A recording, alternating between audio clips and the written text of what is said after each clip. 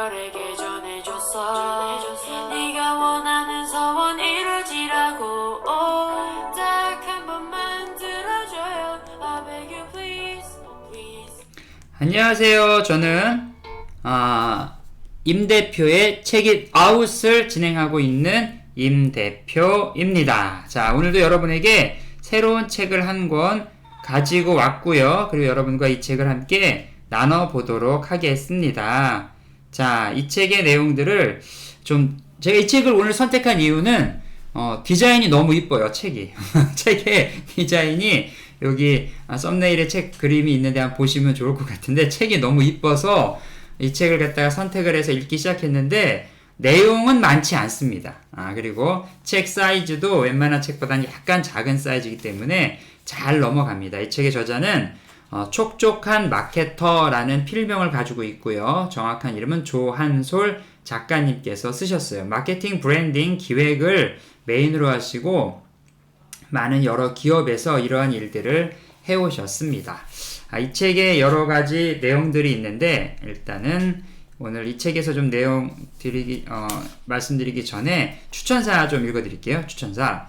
나는 그에게 글 쓰는 법뿐만 아니라 독자와 소통하는 법을 배웠다. 이 책을 읽는 이들이 세상을 보는 흔한 관점에 타협하지 않고 자신의 시각을 제대로 된 방향으로 브랜딩하여 수익화에 성공했으면 한다. 그리하여 당당한 자신을 발견하는 재미를 느끼길 바란다. 인생은 재밌어야 한다. 주식회사 볼트앤너트 대표이사 윤기열. 자, 이 책은 퍼스널 브랜딩이라는 제목을 가지고 있는데, 이게 핵심이 뭐냐면 어떻게 개인이나 기업이나 이런 것들을 브랜딩을 해가지고 나의 가지고 있는 생각들을 가지고 수익을 만들어낼 수 있냐. 우리 저런 생각 많이 하잖아요. 내가 좋은 아이디어가 있는데 내가 있으면 잘 될 것 같은데, 그렇게 해서 성공하는 사람은 거의 없죠. 행동을 해야 그것이 나중에 성과물로 나타나잖아요. 스티브 잡스가 이런 얘기를 했더라고요.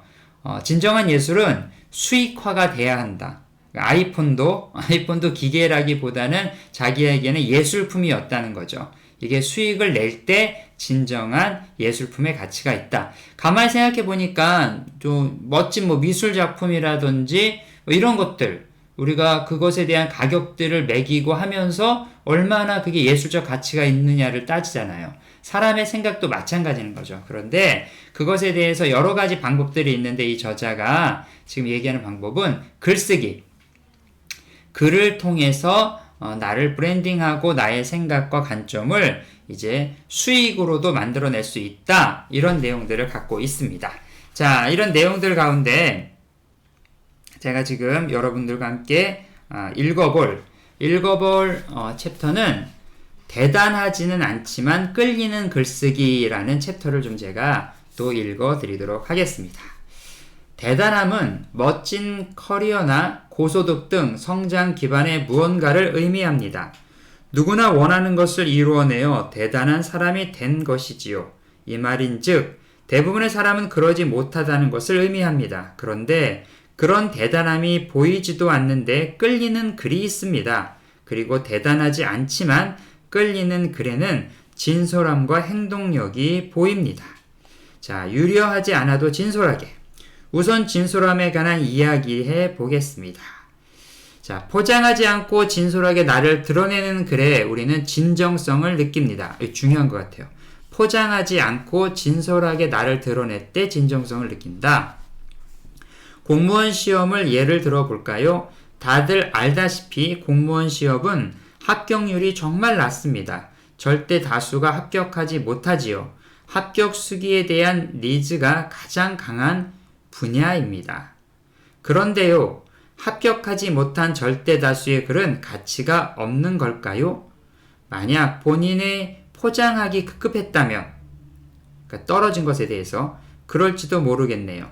그런 글은 딴주 걸고 싶어지잖아요. 이거 괜히 핑계 대는 거 아니야? 허세 부리는데 등의 반응이 나오죠. 공무원 시험뿐 아니라 대부분의 분야 또한 마찬가지입니다. 공격을 자처하는 글이라고 할 수 있습니다. 그런데 만약 본인의 생각을 있는 그대로 적은 글이라면요, 대부분은 몰입해서 읽게 됩니다. 이것이 바로 진정성입니다. 우리는 그러한 글에서 사람을 느낍니다. 퍼스널 브랜딩의 시작점이기도 합니다.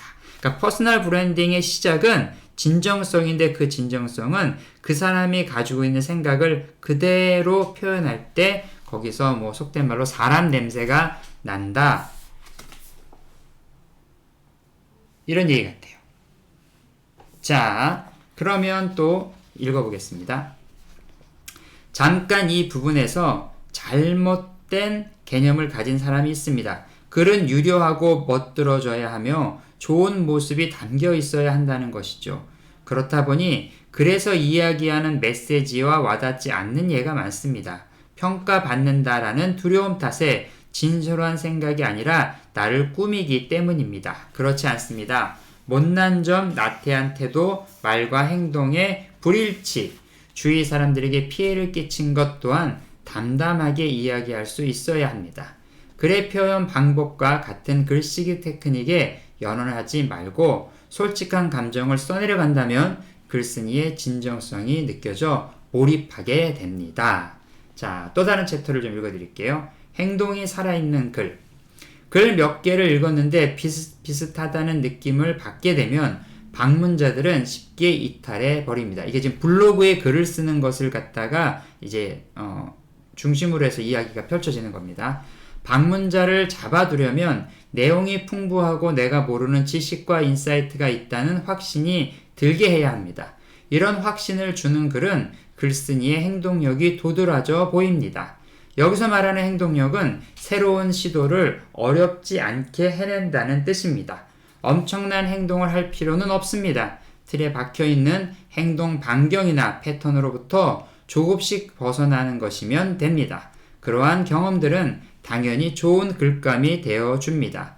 더 나아가 살아있는 글을 쓸 수 있게 해줍니다. 행동력은 누군가의 지침을 따르는 것이 아니라 주체적인 행동과 관련이 있습니다.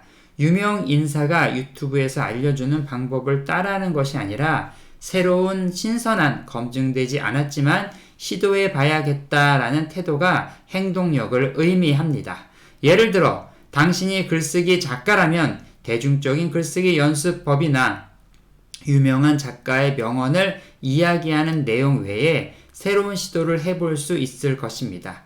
매일 같은 시간에 방문하는 식당의 분위기를 묘사해 본다거나 1분 동안 글을 쓰고 30초를 쉬는 패턴을 반복해 본다거나요.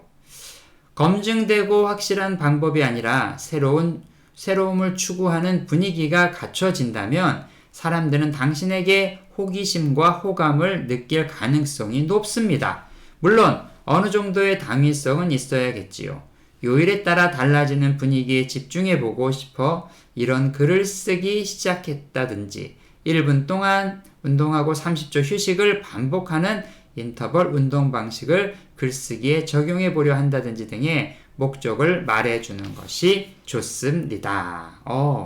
자, 이 챕터는 큰 챕터 안에 내 글이 몰입을 일으킬 때라는 제목 안에 있는 내용을 여러분에게 좀 읽어드렸습니다.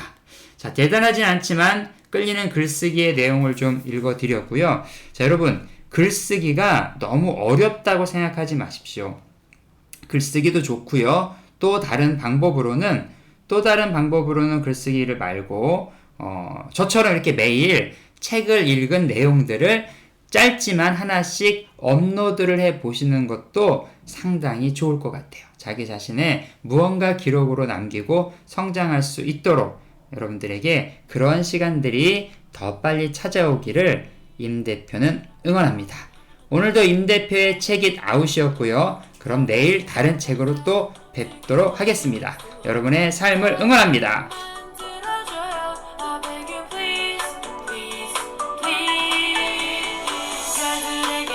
슈팅스타 어저 올리고 넌 아무것도 모른 채 날 소원을 말하고 근데 그건 벌써 주문이 돼 있어 비 오는 날 무지개 피는 걸